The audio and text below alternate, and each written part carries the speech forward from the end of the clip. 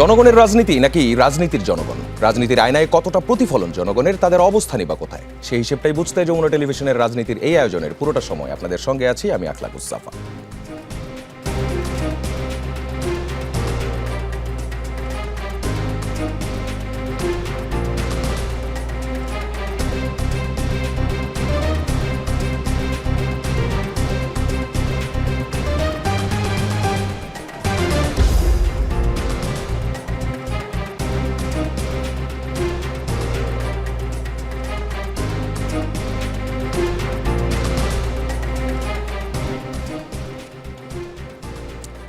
বেঁকে যাচ্ছে জুলাই সনদ নিয়ে হাঁটার পথ, সংসদে তর্ক, রাজপথে হুঁশিয়ারি। সংবিধান সংশোধন না সংস্কার, এই শব্দের লড়াই কি এখন রাজনৈতিক সংকটের রূপ নিচ্ছে? গণভোটে হ্যাঁ, জনগণের রায় স্পষ্ট, সেই রায়ের বাস্তবায়ন নিয়ে আজ বিভক্ত সংসদ। একদিকে সরকারি দলের বিশেষ কমিটির প্রস্তাব, অন্যদিকে বিরোধীদের দাবি সংবিধান সংস্কার পরিষদই একমাত্র পথ। সংসদে ওয়াকআউট, রাজপথে বিক্ষোভের ডাক। তাহলে সমাধান কোথায়? সংসদে না রাজপথে, নাকি নতুন কোনো রাজনৈতিক সমঝোতায়? এই সংকট, এই দ্বন্দ্ব আর এর ভবিষ্যৎ নিয়ে আজকের আলোচনা। আমাদের সঙ্গে আছেন, শুরুতে আমার হাতের ডান দিকে আছেন এবিএম মোশাররফ হোসেন এমপি, প্রশিক্ষণ বিষয়ক সম্পাদক, বিএনপি। আমাদের সঙ্গে আছেন ডক্টর কাজী জাহেদ ইকবাল, সুপ্রিম কোর্টের আইনজীবী। এবং কিছুক্ষণের মধ্যেই আমাদের সঙ্গে যুক্ত হবেন হাফেজ মোহাম্মদ রাশেদুল ইসলাম এমপি, বাংলাদেশ সাবেক কেন্দ্রীয় সভাপতি, বাংলাদেশ ইসলামী ছাত্র শিবির। আলোচনার শুরুটা করতে চাই এবিএম মোশাররফ হোসেনকে দিয়ে। আপনারা বলছেন জুলাই সনদের প্রতিটি শব্দ আপনারা ধারণ করেন, কিন্তু এই সনদ বাস্তবায়নে আদেশ ও গণভোট অধ্যাদেশকে কেন প্রতারণার দলিল বা অবৈধ বলছেন? এটা যেমন আছে, স্বরাষ্ট্রমন্ত্রী বলেছেন জুলাই জাতীয় সনদ বাস্তবায়ন আদেশ বৈধ আইন নয়। 1973 সালের প্রথম সংসদ গঠিত হওয়ার পর রাষ্ট্রপতির আর আদেশ জারির এখতিয়ার নেই। এটি অন্তর্বর্তী সরকারের অন্তহীন প্রতারণার দলিল। প্রশ্নটা হচ্ছে, আপনারা তখন কি প্রতারণা বুঝতে পারেননি? তখন প্রতিবাদ করেননি, এখন বলছেন প্রতারণা। তখন চুপ করে সব মেনে নিয়ে নির্বাচনটা দ্রুত হোক এমন কৌশল নিয়েছিলেন, এখন নির্বাচনে জিতে সবকিছু নিজেদের মতো করবেন। আগে অন্তর্বর্তী সরকার প্রতারণা করেছে জনরায়ের সাথে, এবার আপনারা প্রতারণা করছেন নাকি? না, আপনার এই বক্তব্যের সাথে আমি একমত না। আপনি লক্ষ্য করবেন যে অন্তর্বর্তীকালীন সরকার ডক্টর ইউনূসের নেতৃত্বাধীন সরকার ছিল, সেটা 133টা অর্ডিন্যান্স জারি করেছিলেন। আর জুলাই যে সনদ, সেখানে কিন্তু তারা আদেশ দিয়েছিলেন।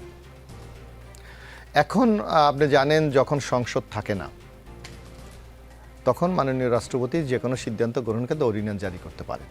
তো জুলাই সনদ যদি ক্ষেত্রে উনি কেন অর্ডিন্যান্স না দিয়ে আদেশ দিলেন? আমাদের প্রশ্নটা কিন্তু এখানেই আমরা মনে করি এখানে একটা প্রতারণার আশ্রয় নেওয়া হয়েছে, যার জন্য আপনার লক্ষ্য আছে, আপনার নিশ্চয় মনে থাকার কথা, যখন ঐক্যমত কমিশনের দীর্ঘ 82 দিন আলোচনা হয়েছিল। আলোচনা হওয়ার পর 84টি বিষয়ে তারা ঐক্যমত হয়েছিল যে এই বিষয়গুলি সংশোধন হবে। এর মধ্যে 30টি বিষয় বিএনপি সহ সকল রাজনৈতিক দল ঐক্যমত হয়েছিল। বাকি বিষয়গুলিতে কোথাও বিএনপি নোট অফ ডিসেন্ট দিয়েছে, কোথাও অন্যান্যগুলি দিয়েছে। কিন্তু বিএনপি তখন স্পষ্ট ভাষায় বলেছে যে যেগুলি নোট অফ ডিসেন্ট দেওয়া হয় নাই, সেই 30টি আমরা বাস্তবায়ন করবই। বাকিগুলির ক্ষেত্রে আপনি দেখবেন যে নোট অফ ডিসেন্টে কি উল্লেখ করা আছে। নোট অফ ডিসেন্টে উল্লেখ করা আছে কোনো রাজনৈতিক দল তাদের ম্যানিফেস্টোতে উল্লেখ করবে যে নোট অফ ডিসেন্টের কথা। জনগণ যদি সেই রায়টা তাদের পক্ষে দেয়, তাহলে তারা সেইটা বাস্তবায়ন করার ম্যান্ডেট পাবে। এখন আপনি দেখেন, আমরা বিএনপি আমাদের যে ম্যানিফেস্টো ছিল, সেই ম্যানিফেস্টোতে কিন্তু আমরা স্পষ্ট উল্লেখ করেছি যে এই বিষয়গুলি আমাদের নোট অফ ডিসেন্ট আছে। সেখানে জনগণ আমাদেরকে 51% রায় দিয়েছে। এক, দ্বিতীয়ত আমরা অস্বীকার করছি না, আমরা বলেছি, এবং আপনি যদি জুলাই সনদের যে বইটা দেখেন, সেটা যদি দেখেন, স্পষ্ট ভাষায় সেখানে বলা আছে সংবিধান সংশোধনের মাধ্যমে জুলাই এই সনদ বাস্তবায়ন করা হবে। এখানে স্টার্টিংয়ে যদি 1 থেকে 47 পর্যন্ত বলা আছে বাস্তবায়ন করা, বাকি অনেকগুলি আর দরকার নেই সংবিধান সংশোধনের জন্য। কিন্তু সেখানে আপনি দেখবেন, যখন জুলাই সনদটা স্বাক্ষরিত হয়, তখন এই নোট অফ ডিসেন্ট সহ কিন্তু রাজনৈতিক দলগুলির জাতীয় সংসদ ভবনের দক্ষিণ প্লাজায় জনগণের সামনে দাঁড়িয়ে কিন্তু সেদিন তারা স্বাক্ষর করেছিলেন। কিন্তু আপনি দেখবেন, যখন জুলাই সনদের আদেশ জারি করা হয়, সেখানে কিন্তু নোট অফ ডিসেন্ট তুলে দিয়ে তারা তাদের মতো করে একটা আদেশ জারি করেছে। বিএনপি পরের দিন, যদি আপনার স্পষ্ট মনে থাকে, আমাদের মহাসচিব মির্জা ফখরুল হোসেন আলমগীর বলেছেন যে এই নোট অফ ডিসেন্ট তুলে দেওয়া অর্থ হলো বিএনপির সাথে একটা প্রতারণা করা। তাই সুতরাং আপনি যে কথা বলছেন বিএনপি ওই সময় নির্বাচনের জন্য এগুলো মেনে নিচ্ছে না, তা না। বিএনপি কিন্তু ওই যখন আলোচনা হয়, জুলাই সনদ বাস্তবায়নের জন্য যে স্বাক্ষর হয় সেখানে কিন্তু বিএনপি স্পষ্ট ভাষায় বলেছে যে নোট অফ ডিসেন্ট যেখানে আছে সেখানে আমরা নির্বাচনী ইশতেহারে যাব, সেটা যদি জনগণ রায় দেয় তাহলে আমরা যাব। তাহলে আপনার কাছে আমরা প্রশ্ন রাখতে চাই, এখন অনেক বিষয় কিন্তু আমরা আলোচনা বিতর্কে আমরা যেতে চাই না, কারণ জুলাই আমাদের কিন্তু এই নির্বাচন বলেন, এই যে গণতান্ত্রিক যাত্রা বলেন, এইটার একটা কিন্তু ভিত্তিমূল। তাহলে আপনি যে জুলাই সনদে মাত্র 4টি কোশ্চেন করেছেন, তো 4টা কোশ্চেনের উপর জনগণ রায় দিয়েছে, তো বাকিগুলির ভাগ্যে কি করবে? এবং সেখানে 4 নাম্বারটা যদি আপনি যান, আপনি জানি না আপনার কাছে আছে কিনা, 4 নাম্বারটা যদি আপনি দেখেন যে রাজনৈতিক গুলি তাদের ম্যানিফেস্টোতে যা আছে সেইটা বাস্তবায়ন করার জন্য অঙ্গীকারবদ্ধ হবে। তাহলে আপনি যদি মনে করেন 4টা প্রশ্নের মধ্যে আমি 2টার সাথে একমত হলাম, 2টো হলো না, আমার কি কোনো স্কোপ আছে? আমি হা বা না আমাকে দিতে হবে। অর্থাৎ এখানেও আমরা মনে করি যে ইন্টিরিয়াম গভর্নমেন্ট একটা চাতুরতার আশ্রয় নিয়েছে, যেটা বাংলাদেশের আগামী বাংলাদেশ নিয়ে বাংলাদেশের একটা সাংবিধানিক সংস্কারের মাধ্যমে আমরা এগিয়ে যাব, আমরা মনে করি এখানেও তারা একটা প্রতারণা করেছে। সুতরাং আমরা এখন আজকে দেখেন, আজকে আপনি নিশ্চয়ই শুনেছেন যে এই বিলগুলি 9 তারিখের মধ্যে কিন্তু আইনে পরিণত করার জন্য সংসদে উত্থাপন করতে হবে। আজকে বাধ্যবাধকতা আছে 9 এপ্রিলের মধ্যে আপনাকে বিলগুলি উত্থাপন করতেই হবে। পাস করতে সময় লাগতে পারে হয়তো, কিন্তু আপনি দেখবেন আমরা ইতিমধ্যে আজকে যে একটা বিশেষ কমিটি গঠন করা হয়েছে তারা কিন্তু রিপোর্ট দিয়েছে, এর মধ্যে 88টি মনে হয়, তাই না? 98টি কিন্তু ইতিমধ্যে বিল আকারে উত্থাপিত হয়ে যাবে, হয়তো রোববার না হলে সোমবার হয়ে যাবে। বাকি কিছু সংশোধিত আকারে, আর কিছুগুলিকে হেফাজত রাখা হয়েছে, পরে আলোচনার মাধ্যমে সেটা আইনে পরিণত করতে হবে। সুতরাং দেখেন, আমরা কিন্তু একটা সরকারি দল, আমাদের 2/3 মেজরিটি আছে, আমরা কিন্তু সেই পাওয়ার এক্সারসাইজ করছি না, বরং আমরা সংবিধান সংশোধনের মাধ্যমে আগামী দিনে কিভাবে একটা গণতান্ত্রিক বাংলাদেশে রূপান্তর করা যায় সেই ব্যাপারে কিন্তু আমরা ঐক্যমত আছি। আচ্ছা, একটা বিষয় আমাদেরকে নিয়ে প্রশ্ন যারা তোলে, এখানে আমার মনে হয় রাজনৈতিক কোনো স্বার্থ নেই। একটা বিষয়, বিরোধী দল ফ্রম দ্য ভেরি বিগিনিং আপনাদের অবস্থান এবং বিরোধী দলের অবস্থান এবং সবশেষ 3টা বৈঠক সংসদ অধিবেশনের 3টা সেশনে আমি যেটা লক্ষ্য করলাম সেটা হচ্ছে বিরোধী দলের মনে হচ্ছে আপনারা আসলে জুলাই সনদের মধ্যে নাই, আপনারা অ্যাকচুয়ালি আপনাদের যে 31 দফা আপনারা সেই দিকেই যেতে চান, আবার আপনারা বলছেন আপনারা অক্ষরে অক্ষরে পালন করবেন। এই অক্ষরে অক্ষরে পালন করবেন তার আসলে এমন কোনো কি বলে এটাকে, এমন কোনো ঘটনা দেখে আমরা বুঝতে পারবো যে আপনারা আমি একটা ঘটনা কিভাবে করবেন? আমি অন্যটা বাদ দেন, একটা কথা, এখনো সংবিধান অ্যামেন্ডমেন্ট হয়নি।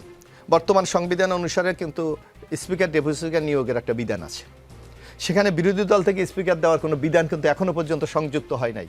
আমরা যদি জুলাই সনদ বাস্তবায়ন না চাইতাম তাহলে আমরা তো বিরোধী দলকে অফার করেছিলাম আপনারা ডেপুটি স্পিকার নেন, তারা নেয় নাই। অর্থাৎ তারা কি চায় জুলাই সনদ বাস্তবায়ন হোক, সেইটাও তো আপনাকে বিবেচনায় আনতে হবে।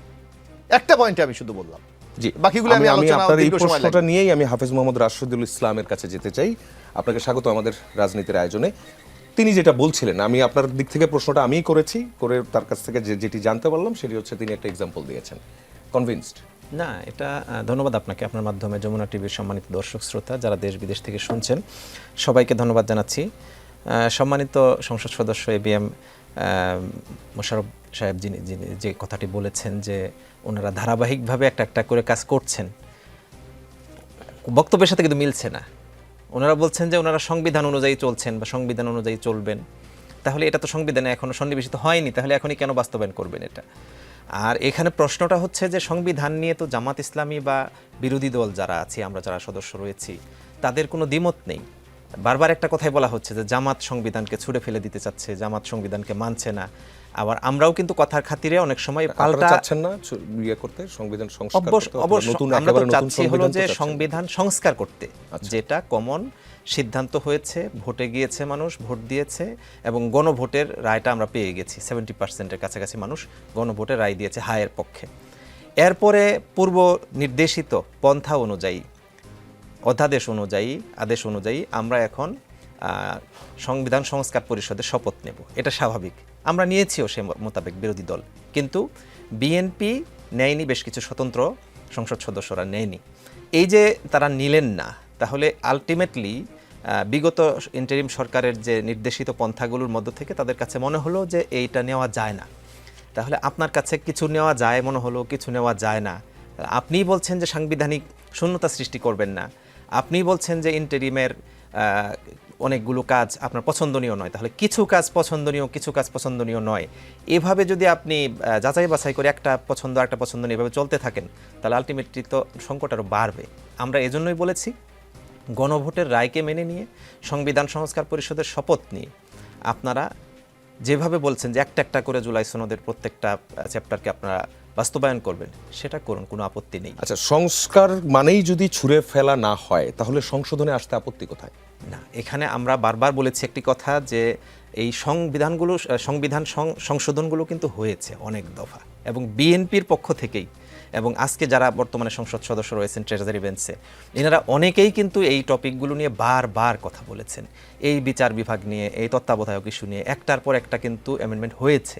এইসব সংশোধনগুলোর এগেনস্টে বহুবার বহু আলোচনা পর্যালোচনা বক্তব্যের পর আমরা কিন্তু সর্বশেষ একটা সিদ্ধান্ত উপনীত হয়েছি যে দিস ইজ জুলাই সনদ, এবং এটা সংবিধান সংস্কারের মধ্য দিয়ে বাস্তবায়ন করা হবে। ইভেন নোট অফ ডিসেন্ট সহই কিন্তু এখানে স্বাক্ষর করে, যদিও অনেক প্রশ্ন রয়েছে, এখানে বিএনপির পক্ষ থেকে একটা বড় ধরনের আপত্তি রয়েছে যে নোট অফ ডিসেন্ট সহ যখন স্বাক্ষরিত হবে সেই স্ক্রিপ্টের মধ্যে কিছু ভুল বা কিছু কি বলে এটাকে, আগের স্ক্রিপ্ট আর পরের স্ক্রিপ্টের সাথে কিছু বেমিল রয়েছে। এই সব কিছুর পরেও আমি যেটা বলতে চাচ্ছি যে এই কথাগুলো তো তখন বলার সুযোগ ছিল, সেই সময় কথাগুলো কিন্তু আসারও সুযোগ ছিল, কিছু কিছু বলেছে। তাহলে আপনারা কেন নির্বাচনের আগেই এটার একটা ফায়সালা করলেন না? আপনারা তো এটাও ফায়সালা করেছেন। আমরা সবাই কিন্তু সারা দেশের গণতান্ত্রিক রাজনৈতিক দলগুলো যারা এই নির্বাচনে অংশগ্রহণ করেছেন তারা সবাই কিন্তু এটা মেনে নিয়েছেন যে বিএনপি একই দিনে গণভোট, একই দিনে ভোট চেয়েছে। আমরা কিন্তু আগে চেয়েছিলাম যে আগে গণভোট হয়ে যাক, তারপরে নির্বাচন হোক। বিএনপির দাবির প্রেক্ষিতে শেষ পর্যন্ত কিন্তু আমরা সবাই ঐক্যমত্যর ভিত্তিতে একটা ডেটে সবাই এসেছি। তাহলে এভাবে তো কনক্লুশনে পৌঁছেছি আমরা। এখন সেই কনক্লুশন থেকে আবার যদি পিছিয়ে মনে করি যে গণভোট অধ্যাদেশও যাচাই বাছাইতে যাচ্ছে এখন। হ্যাঁ, তাই তো দেখা যাচ্ছে এখন। তার মানে আমরা নোটিশে উত্থাপন করলাম, আমাদের আলোচনা হলো, টক হলো, শেষ হয়ে গেল, যেটা সিদ্ধান্ত আগে ছিল সেটাই, অর্থাৎ বিএনপি যা চাইবে সেটাই বাস্তবায়ন হবে। এভাবে যদি চলতে থাকে তাহলে তো আমরা যদি বলি এই মুহূর্তে যে আবার ফ্যাসিবাদী কায়দাগুলোকে সামনে নিয়ে আসার জন্য উদ্যোগ নেওয়া হচ্ছে, তাহলে তো দুঃখজনক হবে না এটা বিষয়টা? ইভেন আমি যদি বলি এই মুহূর্তে যে স্বরাষ্ট্রমন্ত্রী গত পরশুদিন মেবি বক্তব্যে তিনি বলেই ফেলেছেন এক পর্যায়ে যে তিনি মব কালচারকে বন্ধ করার স্বার্থে তিনি রাজপথে কোনো কর্মসূচিকে অ্যালাউ করবেন না, রাজপথ বন্ধ করা যাবে না। তাহলে জনগণ যদি কোনো ন্যায্য দাবি নিয়ে মানুষের সাথে নিয়ে কথা বলতে চায় তাহলে তারা কোথায় কথা বলবে? তার জন্য এরকম এত বড় ফিল্ড, এত বড় অডিটোরিয়াম কোথায় আছে? তাহলে আলটিমেটলি আপনি তো আবার বিগত ফেসিবাদী চেতনাকে ধারণ করে এই টাইপের কথাবার্তাগুলো বলছেন। আমরা কিন্তু এই আলোচনাগুলো এখন করতে পারি, কিন্তু এত কিছুর পরেও বিরোধী দলের পক্ষ থেকে খুবই সহজ কথাবার্তা বলা হয়েছে যে আমরা ন্যায্য দাবিতে আপনাদের পক্ষে আছি, আপনাদের ন্যায্য যে কোনো উপস্থাপনার পক্ষে আমরা আছি।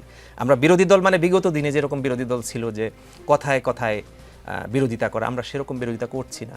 সরকারের অনেক সিদ্ধান্তকে আমরা সাধুবাদ জানাচ্ছি। এই যে সরকার কৃষি ঋণ মওকুফ করে দিয়েছেন, এটি আমাদের বিরোধী নেতা স্বাগত জানিয়েছে। অর্থাৎ এরকম অনেকগুলো কাজ যেগুলো পজিটিভলি মানুষের জন্য কল্যাণকর হবে, সেগুলোকে নিয়ে আমরা কিন্তু পজিটিভলি আগাচ্ছি। জি, আমি আবারও একটু এবিএম মোশাররফের কাছে আসতে চাই। সেটি হচ্ছে গতকাল বিরোধী দল ওয়াকআউট করলো দুটি পয়েন্টে, বিরোধী দলকে অবমূল্যায়ন এবং আরেকটি বিষয় সেটি হচ্ছে বিরোধী দলের পক্ষ থেকে যেই মুলতবি নোটিশটি দেওয়া হয়েছিল এবং যার উপরে 2 ঘন্টার যে আলোচনা যেটি হয়েছে, সেই আলোচনার পরবর্তীতে আবার সরকার দলীয় পক্ষ থেকে আরও একটি নোটিশ আনা, এবং বিরোধী দল বলছে যে মূল নোটিশকে আড়াল করার জন্য, চাপা দেওয়ার জন্য এরকম একটা নোটিশ নিয়ে আসা। আজকেও সেই নোটিশটাকে সামনে আনা হলো না, মানে এটাই বা কেন? যে বিরোধী দল ওয়াকআউট করে ফেলেছে, কাজ হয়ে গেছে এমন কিছু? এখানে আপনার মানে তথ্যগতভাবে একটু আমাকে একটু পরিষ্কার করবেন। একটু বিভ্রান্তি আছে। আপনি দেখবেন যে বিরোধী দল, এবং আপনি দেখেন বাংলাদেশের ইতিহাসে এর আগে 3টা মুলতবি প্রস্তাব গ্রহণ করা হয়েছিল, এছাড়া হয়নি। একটা আনোয়ার হোসেন মঞ্জু একটা করেছিলেন, আরেকটা করেছিলেন মানে কে, আর একটা নুরুল ইসলাম মনি, এই 3টা করেছিলেন। এর বাইরে কখনো অ্যাকসেপ্ট করা হয়নি। এবং বিরোধী দলকে আমরা সম্মান জানিয়ে বিরোধী দল যাতে কথা বলতে পারে, তাদের দাবি দেওয়া যাতে উত্থাপন করে, তার জন্য কিন্তু এই বিলটার মাননীয় স্পিকার গ্রহণ করেছে। এখন আপনি বলছেন যে সরকার দল না, আপনি দেখবেন গতকাল ছিল বেসরকারি দিবস, সেখানে ইন্ডিভিজুয়াল একজন সংসদ সদস্য একটা বিল উত্থাপন করেছে, সেটা কিন্তু আপনি সরকার দল বলতে পারেন। কারণ আমাদের সংসদের কিছু রীতিনীতি আছে, যেমন আজকে ছিল বেসরকারি দিবস। আজকে কিন্তু মোটামুটি আপনি যদি সংসদের আলোচনা দেখেন যে সদস্যরা কিন্তু দীর্ঘক্ষণ ধরে নিজেদের উপর বিষয় নিয়ে আলোচনা করেছে। অর্থাৎ এক একটা দিন এক একটা কিন্তু পর্যায় থাকে। তো সেখানে সেই অনুসারে জনালউদ্দিন ফারুক সাহেব তার প্রস্তাব দিয়েছে এবং স্পিকার সেটা অ্যাকসেপ্ট করেছে। সুতরাং এইটাকে আপনার সরকার দলীয় বলতে পারেন না, এক। আর দ্বিতীয়ত এমপি সাহেব আরেকটা যে কথাটি বলেছে যে বিএনপি অনেক কিছু মানে নাই, আপনি যদি এই বিরোধী দলের আলোচনাটা দেখেন, সেখানে স্পিকারকে আমরা দেখেছি পরে যখন আমাদের টাইম বন্টন করলো, যেটা ভাগ করলো, যে আমাদের মানে সরকার দলের পক্ষ থেকে বক্তব্য রেখেছে 2 ঘন্টা 1 মিনিট, আর বিরোধী দল থেকে বক্তব্য রেখেছে 2 ঘন্টা 17-18 মিনিট। 17 মিনিট। হ্যাঁ, তাই না? মোট তা 2 আপনি ঘন্টা দেখেন কাজ। আমাদের যেখানে 212 জন সদস্য, সেখানে যদি 1 ঘন্টা 1 মিনিট, আর যেখানে যাদের 77 জন সেখানে যদি 1 ঘন্টা, তাইলে আপনি এটা কি এটা এই রেওয়াজ কি কোনো সংসদীয় ব্যবস্থা কখনো ছিল? কখনো ছিল না। এটা তো issue। বরং তারা যে ওয়াকআউটটা করেছে, আপনি দেখবেন আমরা এখনো বুঝতে পারছি না কেন তারা ওয়াকআউট করছে। কারণ মাননীয় বিরোধী দলীয় নেতা নিজেই প্রস্তাব দিয়েছে যে এই সংকট সমাধানের জন্য একটা বিশেষ কমিটি গঠন করা হোক। আচ্ছা, তিনি আবার এটাও বলছেন যে আইনমন্ত্রী তাকে মিসকোট করেছেন। না না, আমি আর সেটা অন্য, এটা উনি নিজেই ফার্স্ট প্রস্তাবটা দিয়ে গেছে মাননীয় বিরোধী দলীয় নেতা ডক্টর শফিকুর রহমান। উনি বলেছে এই সংকট সমাধানের জন্য একটা সংসদীয় কমিটি গঠন করা হোক। আমাদের আইনমন্ত্রী সেটাকে সমর্থন জানিয়েছে এটা করা যাক। তাহলে এখানে ওয়ার্কআউট করার কি আছে? বরং তারা আরো কি যেটা প্রস্তাবটা দিয়েছিলেন, স্বরাষ্ট্রমন্ত্রী তিনি একটি সংশোধনের জন্য বিশেষ কমিটি করার সংশোধনের প্রস্তাব জন্য করেছেন। বলা হয়েছিল যে ওখানে যে প্রস্তাবটা ওনারা উত্থাপন করেছেন, কারণ আপনি জানেন এই সংসদে কিন্তু একটা একটু আমরা প্রবলেম ফেস করি, সেটা হলো 246 জন প্রথমবারের মতো এমপি হয়েছে। 219 জন। 19 জন, এর মধ্যে বিএনপির 146 জন। তো সুতরাং অনেকেই কিন্তু সংসদের রীতিনীতি 4-5 দিনে বুঝে ওঠার কথা না। এবং মাননীয় সংসদ নেতা মানে মাননীয় প্রধানমন্ত্রী এবং মাননীয় বিরোধী দলের নেতা দুইজনই কিন্তু প্রথম জীবনে এসে কিন্তু দুইজনে, একজন মাননীয় প্রধানমন্ত্রী হয়েছে, একজন বিরোধী দলের নেতা হয়েছেন। তারাও কিন্তু অনেক কিছু অভ্যস্ত না। মাননীয় আইনমন্ত্রী বলেছে আপনার নোটিশটা, আমরা ঠিক আছে নোটিশটা, কিন্তু আপনার ল্যাঙ্গুয়েজ একটু সংশোধন করে দেন, এটা দোষের কিছু না। এবং সেই ব্যাপারে উনি তেমন একটা কথাও বলেন নাই। অথচ আমরা দেখলাম বলা হলো যে বিরোধী দলের পক্ষ থেকে প্রস্তাব করা হলো যে আপনারা সমান সমান সদস্য দেন। তখন আমাদের পক্ষ থেকে বলা হলো যে আমাদের মেম্বার এত, আপনাদের মেম্বার, এখানে সমান সমান কিভাবে হয়? এরপরে তারা ওয়াকআউট করলো। অর্থাৎ তারা কতটুকু বুঝে ওয়াকআউট করেছে এটা কিন্তু আমরা এখনো বুঝতে পারি না। এখানে একটু আজকে কিন্তু আমরা আবার সাধুবাদ জানিয়েছি, আজকে তারা কিন্তু আবার ফিরে এসেছে। আমরা মনে করি জি, আমরা ডক্টর কাজী জাহিদ ইকবালের কাছে একটু যেতে চাই। সেটি হচ্ছে তারপরে যাওয়ার সুযোগ আছে কিনা? হ্যাঁ, সুযোগ আছে, আপনি মনে রাখবেন, আমরা আবারও আসবো। কাজী জাহিদ ইকবালের কাছে আসতে চাই। সেটি হচ্ছে আপনি নিজে আলোচনাটা শুনছেন, পরিস্থিতিটা এখন কোন জায়গায় আছে, আইনি দিকটা বলবেন।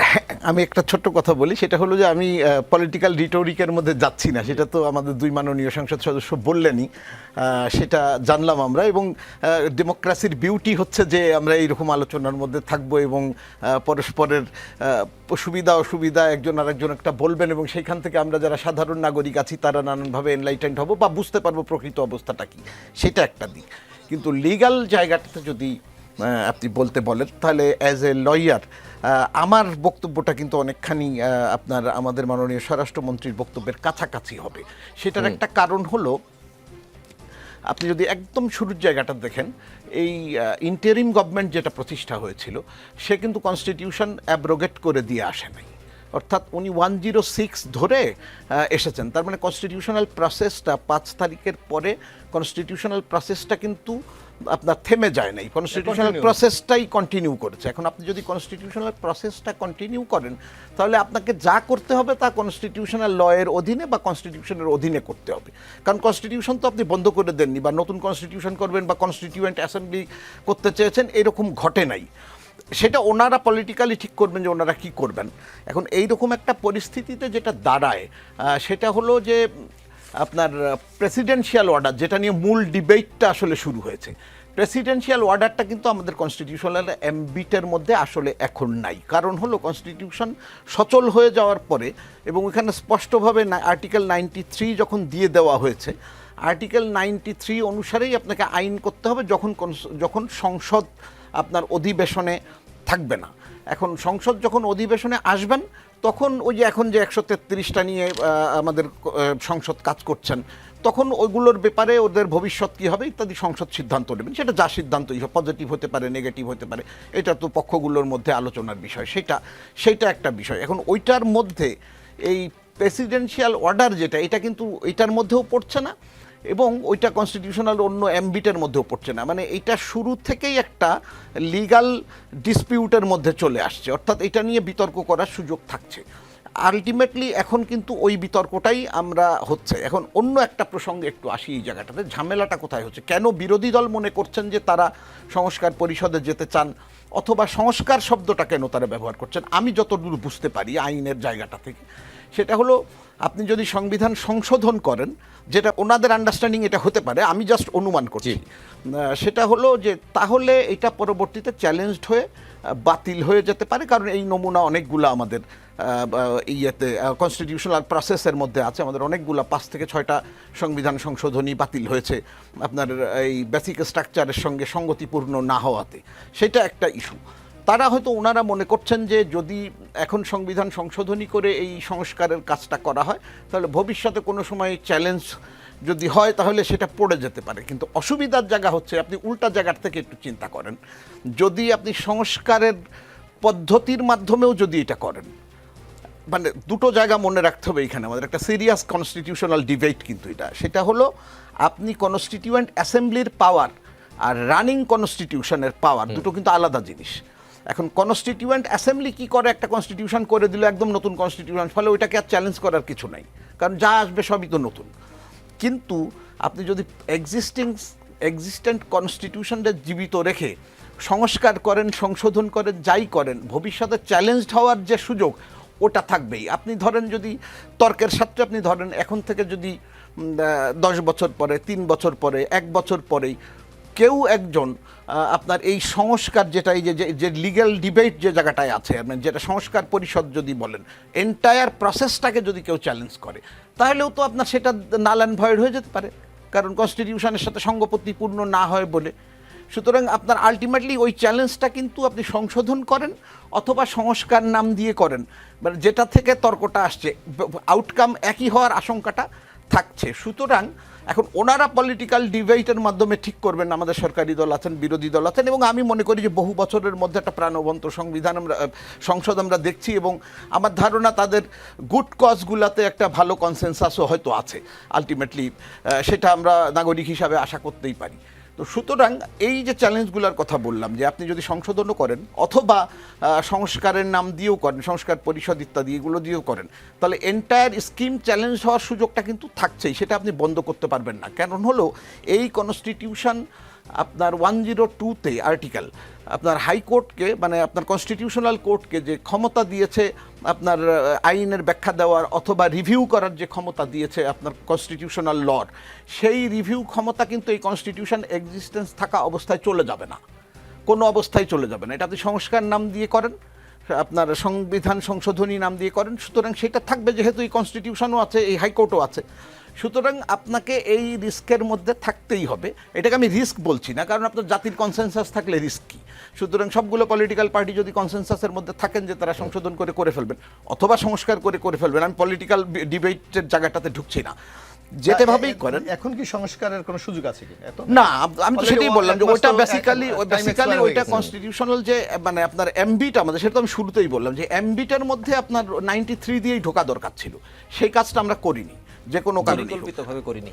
হ্যাঁ, পরিকল্পিতভাবে আচ্ছা, একটা প্রশ্ন আমার, যেটা নিয়ে আসলে আমি 2 সেকেন্ডে শেষ করে দিই। সেটা হলো, ফলে আমাদেরকে এখন উচিত হলো পলিটিক্যাল কনসেনসাসের দিকে যাওয়া, ওনারা ওনাদের মতো করে একমত হয়ে কাজটা করে ফেলবেন। কারণ আপনি আলটিমেটলি আমরা যদি একমত থাকি পুরো জাতি, সেক্ষেত্রে আপনার এই যে ডিবেটটা, এইটা আসলে কোনো বাধা হবে না বলে আমার ধারণা। আচ্ছা, যে কোশ্চেনটা আসছে সেটি হচ্ছে আদেশ, প্রেসিডেন্সিয়াল অর্ডার, এবং হচ্ছে এটা কেন আসলে প্রেসিডেন্সিয়াল অর্ডারে নিতে হলো, এতগুলো অধ্যাদেশ হলো, কিন্তু এইটাই বা একমাত্র কেন আদেশ করতে হলো? আমি ওইটাই বলতে চেষ্টা করছিলাম ওইখানে, যে আলটিমেটলি ওনারা হয়তো যখন এটা করেছেন তখন চিন্তা করছিলেন যে ওই যে চ্যালেঞ্জড হওয়ার যে কনস্টিটিউশনাল, মানে ওনার একটা জায়গা দেখলেই বুঝবেন যে ওই আদেশটার প্রিয়াম্বলটা দেখেন আপনি, আদেশের প্রিয়াম্বলের মধ্যে দেখা আছে যে 5 তারিখে যে গণ অভ্যুত্থান হয়েছে, বিপ্লব হয়েছে, ওইটা থেকে যে লেজিটিমেসি আছে, সেই লেজিটিমেসি থেকেই এইটা জারি করা হচ্ছে। আপনি দেখেন এটা প্রিয়াম্বলে আছে এই আদেশের। এই শব্দটার সঙ্গে আপনি 72 যে কনস্টিটিউশন আমাদের, ওই কনস্টিটিউশনও দেখেন যে বাংলাদেশের জনগণ, মুক্তিযুদ্ধ ইত্যাদি, মানে সেই ওইখান থেকে লেজিটিমেসি আছে। তার মানে আলটিমেটলি একটা চিন্তা ওই সময় করা হয়েছে যে লেজিটিমেসিটা কনস্টিটিউশন থেকে না থেকে নিয়ে পাবলিকের কাছ থেকে, মানে জনরায় থেকে নেওয়া হবে। এখন সেটা হতে গেলে ট্রাবল হলো, সেক্ষেত্রে তো আপনার কনস্টিটিউশন থাকে না। আপনি যদি প্রেসিডেন্সিয়াল অর্ডার দিয়ে জনগণের কাছ থেকে সার্বভৌমত্ব জনগণেরই আর্টিকেল 7 অনুসারে, কিন্তু সেইটা যদি আপনি ওটা ইমপ্লিমেন্ট করতে যান তাহলে এটা থাকে না। আর যদি আপনি যেটা ধারাবাহিকভাবে চলে আসছে, কারণ আপনি কিন্তু মেনে নিয়েছেন এবং ওইটাই মাথার মধ্যে মানে আমরা চিন্তার মধ্যে রাখতে পারি যে 133টা কিন্তু অর্ডিন্যান্সই হয়েছে, ওখানেও কিন্তু প্রেসিডেন্সিয়াল অর্ডার হয়নি। Order ছিল না। আলটিমেটলি আমরা দেখছি যে ধারাবাহিকভাবে কনস্টিটিউশনাল প্রসেসটা মেইনটেইন করা হয়েছে, শুধু ওইটুক ডেভিয়েশন ছাড়া। জি। ওই ডেভিয়েশনটা আমার ধারণা ওই আইডিয়া থেকে নেওয়া হয়েছে যে এটাকে কনস্টিটিউশনের যে অ্যাম্বিট ওইটার বাইরে নিয়ে যে আপনার একটা প্রসেস তৈরির চেষ্টা হয়েছে, সেইটা কিন্তু আপনার এন্টায়ার প্রসেসটাও চ্যালেঞ্জ হতে পারে। আচ্ছা, এটা কি স্বরাষ্ট্রমন্ত্রী প্রতারণা বলছেন? আমি শব্দটার সঙ্গে ঘটনাটাকেই একমত প্রতারণা হচ্ছি না বলছেন। বা দ্বিমত করছি না আর কি, কারণ হলো এটা পলিটিক্যাল শব্দ, ওনারা জি। ওনাদের এক পক্ষ আর এক পক্ষের প্রতি এবং তিনি এটা interim যেভাবে government-এর কথাই সুবিধাজনক বলেছেন, শব্দ যে ওই ব্যবহার সময় মনে বিএনপি করেন। প্রেস কনফারেন্স করেই বলেছে। জি। এটা তো এখন আজকে নতুন না, না না সেটা আমি বলছি যে মানে এই জি, শব্দগুলো আমরা নিয়ে আমি আমরা কথা হাফেজ বলছি। রাশেদুল ইসলামের কাছে যেতে চাই, আপনার কাউন্টার ছিল। এখানে বিষয়টা হচ্ছে যে যেমন গতদিন স্বরাষ্ট্রমন্ত্রী মহোদয় তিনি বলেছেন যে রাষ্ট্রপতি তার সাথে পার্সোনালি বলেছেন। তো রাষ্ট্রপতি কি পার্সোনালি বলেছেন সেগুলো তো মানে ডকুমেন্টস, ওই যে জোরপূর্বক স্বাক্ষর করানোর বিষয়টা। আচ্ছা, এগুলো তো ডকুমেন্টস না, কিন্তু রাষ্ট্রপতি স্বীকার করেছেন কি, সবার সামনে কি বলেছেন, সেগুলো হলো এখন ধর্তব্য। বিশ্ব মিডিয়াতেও সেগুলো এসেছে, সেগুলো আমরা জেনেছি আর কি। তো এই জন্য কিছু কথা থাকবে, যেমন তিনি গতদিন মাননীয় বিরোধী দলীয় নেতাকে উদ্দেশ্য করে বলেছেন যে তিনি অসত্য বলেছেন। তো বিরোধী দলীয় আজকে নেতা expand কিন্তু ও আজকে করেছেন আবার সেটা। এক্সপান্স করেছেন যে আমি জেনে শুনেই, যিনি আমাদের কিছুক্ষণ আগে শুনছিলাম আর কি আমরা, যে মুলতবি প্রস্তাব যেটা নতুন করে এসেছে সেটা নাকি গতকালকে দেওয়া হচ্ছে না, এটা আগের দিনই, যেদিন বিরোধী দলীয় নেতা মুলতবি প্রস্তাব পেশ করেন ঠিক একই দিনে মুলতবি প্রস্তাব আরেকটা স্বতন্ত্র একজন সংসদ সদস্য তিনি পেশ করেন আর কি। অর্থাৎ এটা কিন্তু জেনে শুনে, এখানে যেটা বলা হচ্ছে যে তিনি কি কারণে ওয়াকআউট করলেন এটা ক্লিয়ার না, নো, তিনি জেনে শুনেই আমাদের নিজেদের পক্ষ থেকে যে নোটিশ পেশ করা হয়েছে সেটার প্রেক্ষিতে, সেটার এগেনস্টে যা ভূমিকা রাখা হয়েছে ট্রেজারি বেঞ্চের পক্ষ থেকে, মাননীয় মন্ত্রীর পক্ষ থেকে, এরপরে হচ্ছে যে পাল্টা যে নোটিশ পেশ করা হয়েছে সেটা পড়েছেন ডেপুটি স্পিকার মহোদয়। এই সব কিছু আলোচনার ভিত্তিতেই কিন্তু তিনি ডিসিশন নিয়েছেন যে তিনি ওয়াকআউট করবেন।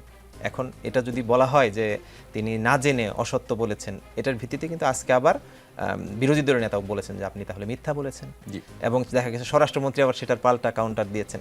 অর্থাৎ কাউন্টার যাই হোক না কেন, যেটা রিয়েল মানুষ সেটা মিডিয়ার মাধ্যমে জানতে পারবে।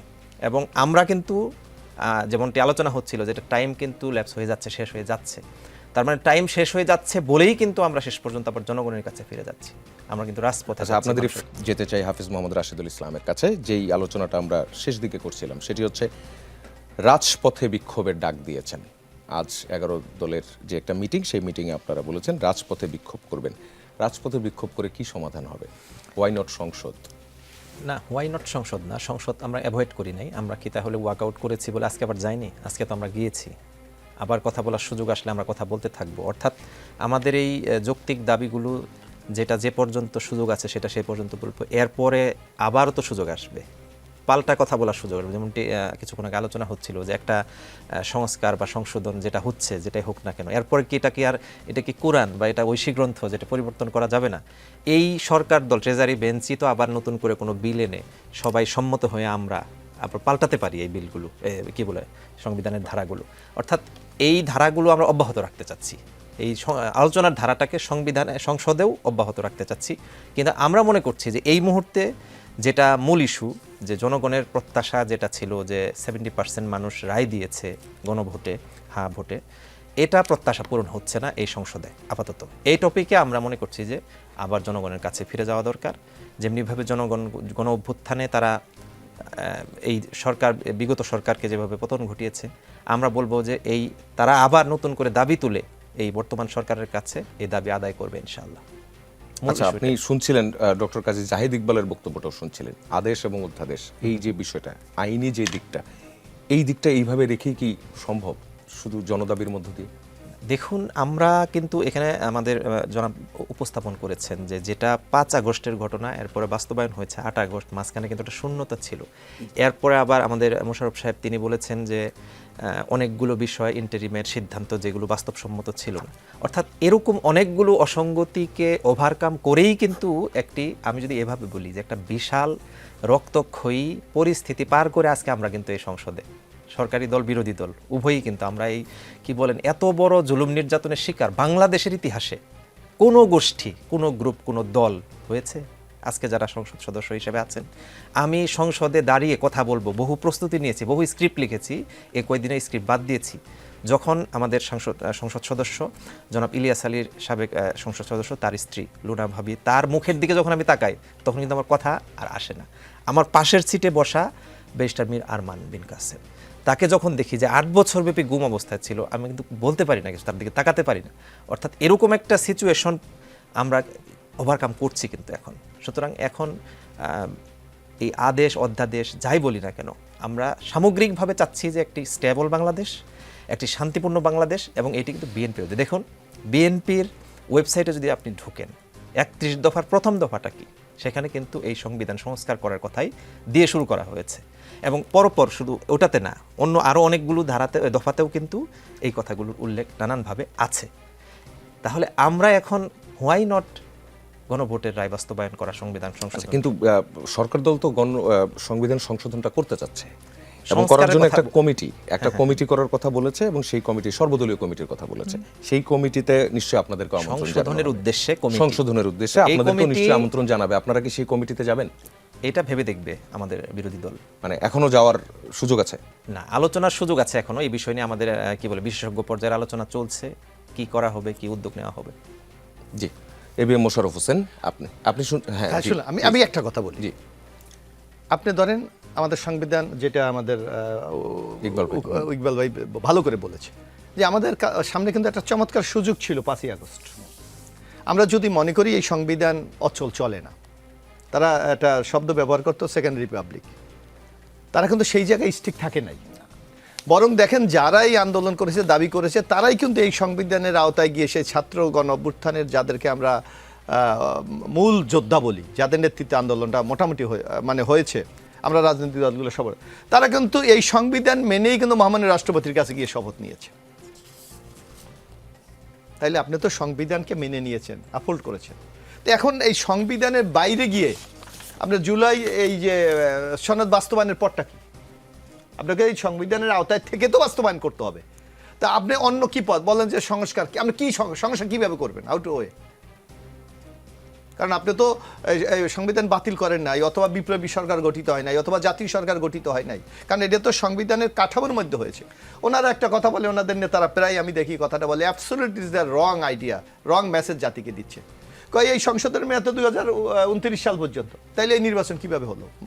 আপনি দেখবেন বিরোধী দলের এই শব্দটা দিয়ে তারা জাস্টিফাই করতে চায়। আপনি দেখেন সাংবিধানিক কাঠামোর মধ্যে প্রধানমন্ত্রী পদত্যাগ করেছে, রাষ্ট্রপতি সংসদ ভেঙে দিয়েছেন, হোয়াট ইজ দ্য নেক্সট? নির্বাচন ছাড়া বিকল্প কি? না, ওই তর্কটার কথা এখন আর কোনো জায়গায় না, এটা তো নাই। কিন্তু আপনি দেখবেন যে কোনো বক্তৃতা তারা এই সরকার তো হলো জুলাই গণ অভ্যুত্থান। আপনার বক্তব্যটা পেয়েছি এখানে একটু বলি আর কি, যেমন হচ্ছে যে সংবিধানকে আমরা যেমন করে, এগুলো আসলে বিষয়টা হচ্ছে বলার খাতিরে না বলার, নো, এটা সংবিধান, এটা কনস্টিটিউশনাল রাইট। কেন আপনারাও তো অনেক কিছু ওভারলুক করেছেন। ওভারলুক বলতে আপনি এখানে একটা কথা বলি, এখানে আপনারা যে কথাগুলি বলেন, এখানে 106 কি বলছে যে ইন্টারিম গভর্নমেন্ট একটা সরকার শাসন করতে পারবে, কিন্তু পারবে, ওটা বলা হয়েছে কেন হলো, যদি কোনো স্টেট নেসেসিটি তৈরি হয়, যেটা তখন ডক্টর নেসেসিটির আওতায়। কিন্তু এখানে একটা জিনিস লক্ষ্য করবেন যে আমরা জানি বর্তমান কনস্টিটিউশন অনুসারে আপনার এই যে, কারণ এটা তো শেখ হাসিনার এখনো আমলে 15 অ্যামেন্ডমেন্টের সংবিধান, সেখানে বলা আছে বিফোর 90 আগে অথবা আফটার 90 ডেজ যদি ইলেকশন করবে। কিন্তু 106 এ একটা এখানে রিল্যাক্স করেছে যে আপনার টাইম ফ্রেমটা তারা বলে নাই। না, ওটা ওনারা বলবেনও না, কারণ হলো স্টেট নেসেসিটিতে কথা বলেছে। সুতরাং অ্যাবসলিউটলি সংবিধানের আওতায় কিন্তু সব কাজগুলি করা হচ্ছে না, হয়েছে, সবগুলো হচ্ছে না। যেমন আপনি সংবিধানে তো এটাও আছে আমাদের এখানে, জাতির পিতার ছবি, বঙ্গবন্ধু শেখ মুজিবুর রহমানের ছবি লাগাইতে হবে। এখন এটা তো ধরেন, এটা তো 106 এর তো একটা স্পিড আছে, আপনি তো এটা অস্বীকার করতে পারবেন না। নেসেসিটির আলোকে আপনি তো অনেক কিছু তো এখানে অ্যাডজাস্ট করতে হবে। জি, আমরা একটু আলোচনায় ফিরে আসি। এবিএম মোশাররফ হোসেন, বিরোধী দল রাজপথে নামছে, কি করবেন? না, আমার মনে হচ্ছে যে বাংলাদেশের জনগণ একটা দীর্ঘদিন একটা নিষ্পত্তি থাকার পর তারা কিন্তু এই প্রথম ভোট দিতে পেরেছে। আমরা তো জনগণের নিশ্চয়ই এমপি সাহেব জনগণের কাছে গিয়েছে, জনগণের মাঝে কিন্তু একটা আকাঙ্ক্ষা ছিল, তারা একটা ভোট দিতে চায়।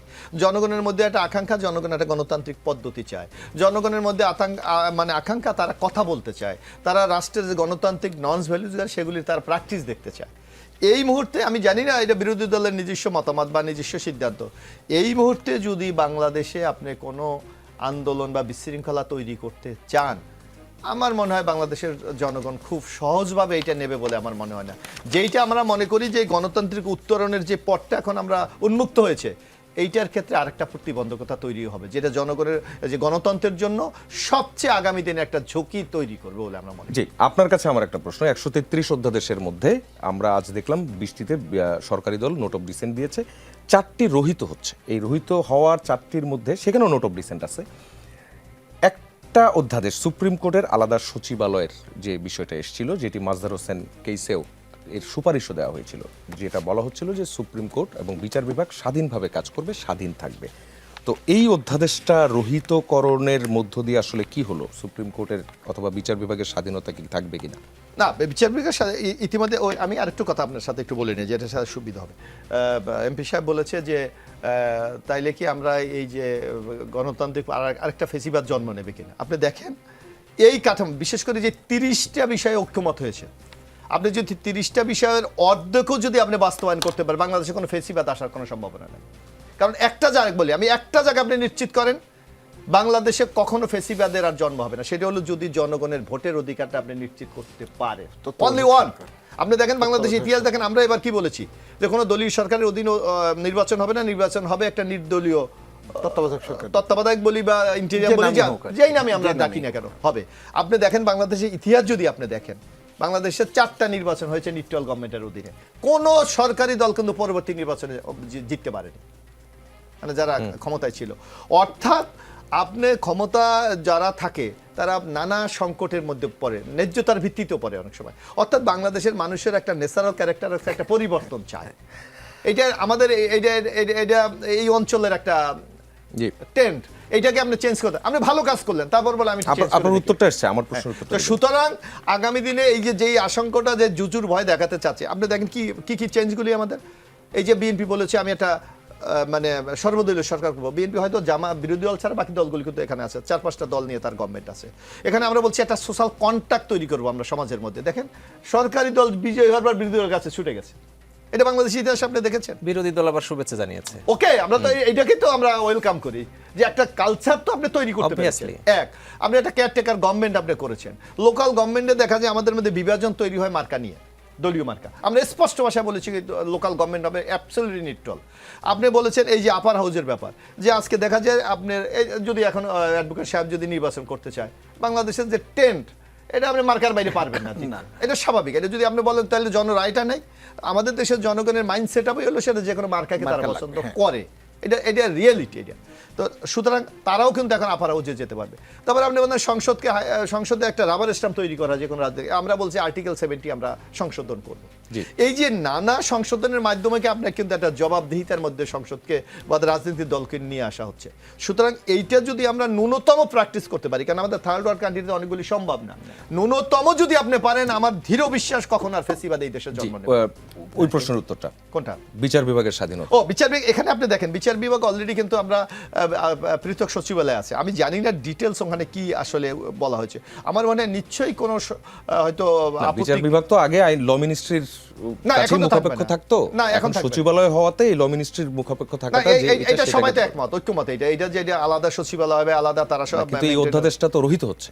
রহিত না, ওখানে আপনি যদি আমরা তো এখনো আমাদের কাছে বিলটা আসে নাই, বিলটা দেখলে আপনি ডিফারেন্সটাকে এটা আমরা বুঝতে পারবো যে আসলে কোন পয়েন্টে এটাকে আবার রহিত করার না, এটাকে বলছে রেকটিফাই করে আবার উপস্থাপনা। জি, রাশিদুল ইসলাম, আপনাদেরও প্রতিনিধি ছিল এই বিশেষ কমিটিতে, আপনাদের কি সুপারিশগুলো ছিল? সুপারিশগুলো তো নোট অফ ডিসেন্ট আকারে দেওয়া হয়েছে, এগুলো পর্যালোচনার জন্য অলরেডি আজকে মাননীয় স্পিকার টাইম নির্ধারণ করে দিয়েছেন, সেখানে পর্যালোচনার ভিত্তিতে পেশ করা হবে, এরপরে ডিবেট হবে, এরপরে বিল আকারে আসলে সেগুলো নিয়ে আলোচনা করা যাবে। এই মুহূর্তে তো আর আমরা বলতে পারছি না, বা যেহেতু বিস্তারিত আছে সেগুলো আমরা বলতে পারছি না। তবে এটা তো সত্য যে যদি আলাদা সচিবালয়ের আওতায় বিচার বিভাগকে নিয়ে আসা হয়, আবার আলাদা একটা নিয়ন্ত্রণের আওতায় চলে আসলো। অর্থাৎ আমরা যেটাকে স্বাধীনকরণের কথা বলছি, সেখানে কিন্তু আবার নিয়ন্ত্রণটা থেকে যাচ্ছে এবং এজন্যই কিন্তু বলা হচ্ছে বারবার অলরেডি দ্বৈততা এবং জটিলতা সৃষ্টি করবে বলে আমরা মনে করছি আর কি।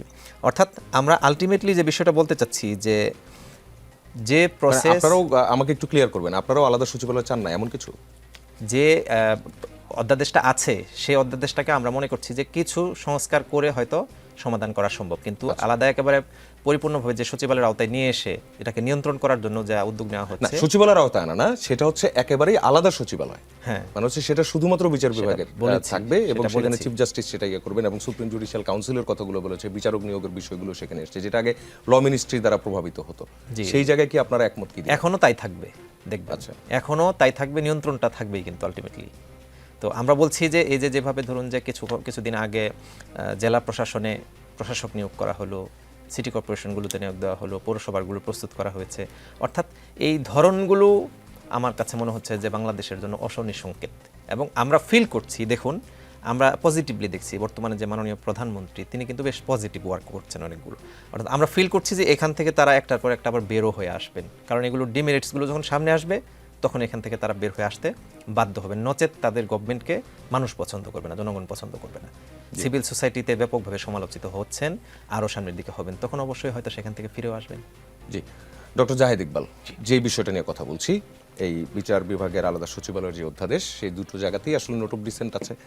আপনি একটু বলবেন, আপনি নিজে বিচার বিভাগের লোক, কেমন হওয়া উচিত, যেহেতু যাচাই বাছাইতে একটা যাবে হলো যে, বিষয়গুলো সামনে? এটার একটা গাইডলাইন মাজদার হোসেনের যে মামলাটা, ওই মামলার মধ্যে দেওয়া হয়েছে এবং ওই মামলার রায় হওয়ার পর একটা দীর্ঘ সময় ধরে বিচার বিভাগের সেপারেশন নিয়ে অনেক কথা হয়েছে, কন্টেম্পট হয়েছে, তারপরে কিছু কাজ হয়েছে, তারপরে আবার থেমে থেকেছে, সর্বশেষ এই সচিবালয়ের আইনটা হয়েছে।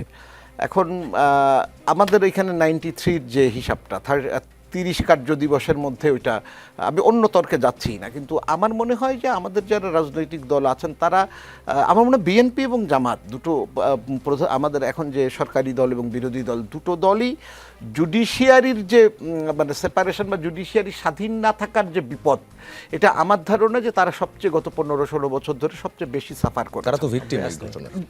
একেবারেই মানে দুই পক্ষই সাংঘাতিকভাবে সাফার হাজার করেছেন। হাজার কারণ মামলা আমি বর্ণনা বিইং দেওয়া এ লয়ার, আমার প্রায় 2 যুগের বেশি সময় ধরে আমি এই প্রফেশনের মধ্যে আছি, আমি পুরোটা দেখেছি, আমি নিজে এই মামলা ফেস করেছি অনেকগুলা, যাই হোক সেইটা আমি পার্সোনাল অ্যাকাউন্টে যাচ্ছি না, কিন্তু এইগুলো করতে যে আমরা দেখেছি যে আসলে চ্যালেঞ্জটা বিচার বিভাগ স্বাধীন রাখতে না পারলে কোথায় হয়, এবং এই যে এক্সপেরিয়েন্স ওনাদের দুই পক্ষেরই হয়েছে, আমি খুব বিশ্বাস করি যে এই এক্সপেরিয়েন্সটার আলোকে তারা অন্তত বিচার বিভাগকে স্বাধীন রাখা এবং বিচার বিভাগকে স্বতন্ত্র যে ক্যারেক্টার রাখা সেইটা নিশ্চিত করবেন।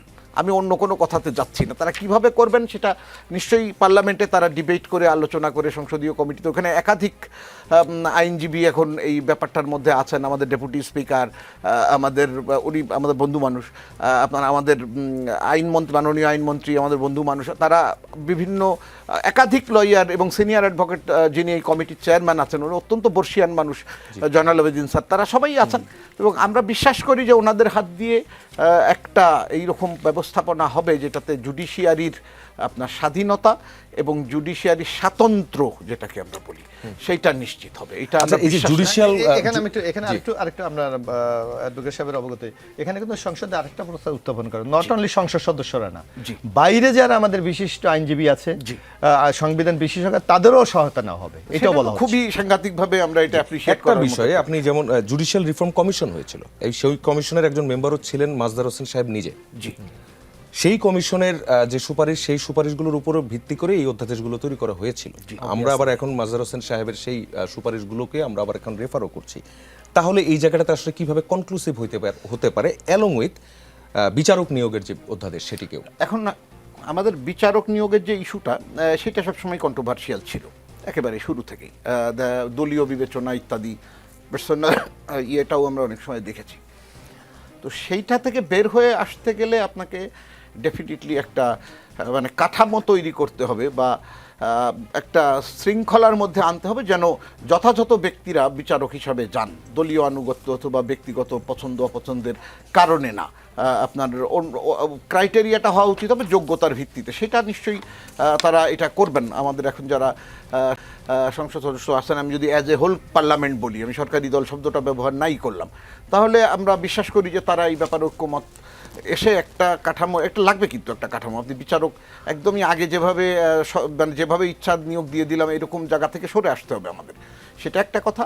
সেটা কিভাবে করবেন, তারা আইনটা কতটুকু সংশোধন করবেন বা নতুন আইন আনবেন কিনা, সেটা তারা নিশ্চয়ই ইন দি মিন টাইম আমাদেরকে সরকার দল যে নিজেদের লোকজনকে রেফার করবে না, এটাকে আটকানোর আমি ব্যবস্থা ওইখানে এখন আসছি। পর্যন্ত যেটুকু হয়েছে এখন হ্যাঁ সেটাই আমি সেটুকু ওইটাই তো বলতে প্রশ্নবিদ্ধ। চেয়েছি যে তারা এটা করুক, আমরা করার আগেই কোনো কমেন্ট না করি, কারণ হলো এখনো তো এটাতে কোনো কনক্লুশনে তারা আসেননি।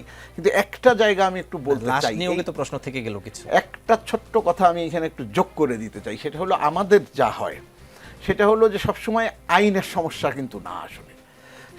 কারণ হলো আপনি আইন তো আইনের জায়গায় আছে, আইন একটা করলেন কিন্তু সেই আইনটা প্রয়োগটা যথাযথভাবে হলো না। মানলাম কারণ কিনা। আপনি আইনের তো আপনি ডেভিয়েট করতে পারবেন, সেই সুযোগ আপনার যার হাতে প্রয়োগের ক্ষমতা থাকবে সে এটা পারবেন চাইলেই।